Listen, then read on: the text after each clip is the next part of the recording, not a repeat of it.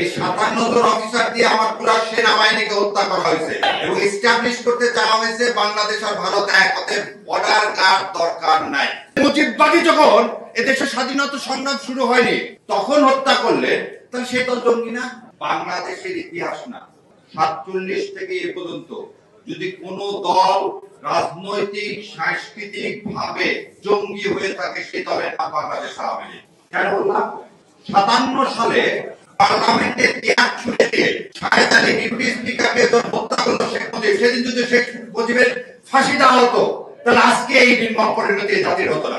2004 সালে ইন্টারকন্টিনেন্টালের সামনে বিআরটিসি বাসে গান পাউডার দিয়ে নানক এবং মির্জা আব্বাস মির্জা আজম গান পাউডার দিয়ে 22 জন লোককে হত্যা করলো।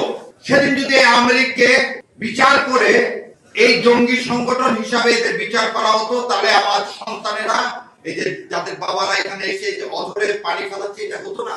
আজকে কথায় কথায় যে আমার ভাই বললো টকশোতে আপনি হঠাৎ শুনবেন একটা নতুন বয়ান, আরে 24-এ কয়জন মারা গেছে আপনারা দ্বিতীয় স্বাধীনতা বলেন। ওনারা কখনো 24-এর সাথে এই বিচারের সাথে আপনাকে কিছু জিনিস অ্যাড করতে হবে। কি কি অ্যাড করতে হবে? 2009 সালের সেনাবাহিনীকে হত্যা, এই 57 জন অফিসার দিয়ে আমার পুরো সেনাবাহিনীকে হত্যা করা হয়েছে এবং এস্টাবলিশ করতে চাওয়া হয়েছে বাংলাদেশ আর ভারত এক, অতএব বর্ডার গার্ড দরকার নাই। আমরা স্বাধীন সার্বভৌম দেশ।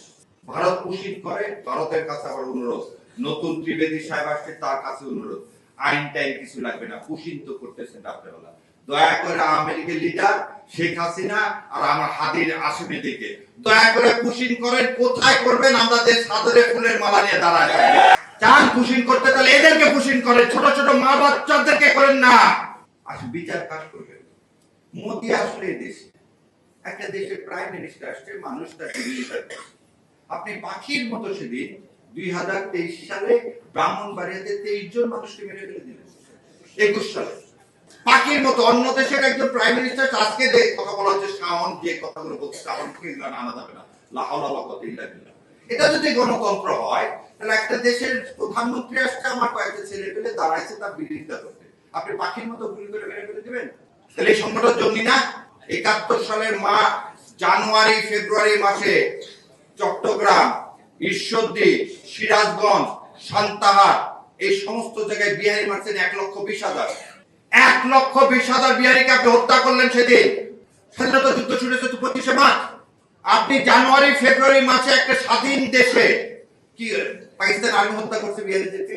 তাহলে মুজিববাদী যখন এদেশের স্বাধীনতা সংগ্রাম শুরু হয়নি তখন হত্যা করলেন, তাহলে সে তো জঙ্গি না? তাহলে আগুন সন্ত্রাস করলেন আপনি, লোক হত্যা করলেন আপনি, জঙ্গি হলেন আপনি, আর 13 সালে তকমা দিয়ে দিলেন বিএনপি আর জামাতকে জঙ্গি বলে। এটার মানে হচ্ছে মিথ্যাচার। আর আওয়ামী লীগ মানে হচ্ছে মিথ্যা।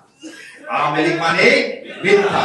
তো স্বাধীনতা নিয়ে যে মিথ্যা করছে আজকেও তারা সেই মিথ্যাটাই চালাচ্ছে। এবার দ্বিতীয় কথা, বিএনপি এই জুলাই সনদ বাস্তবায়ন ছাড়া কোনো উপায় আছে কিনা?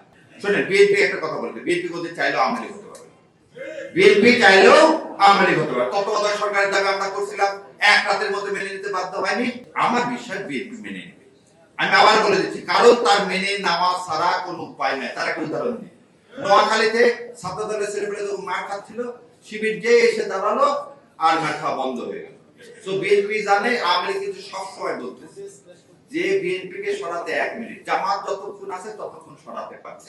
এই উপলব্ধি করে ওনারা যে নাটক করতেছে, কি সংশোধনের নাটক, এই নাটক ওনারা বন্ধ করবে এবং এটা আমার বিশ্বাস এটা বন্ধ করবে।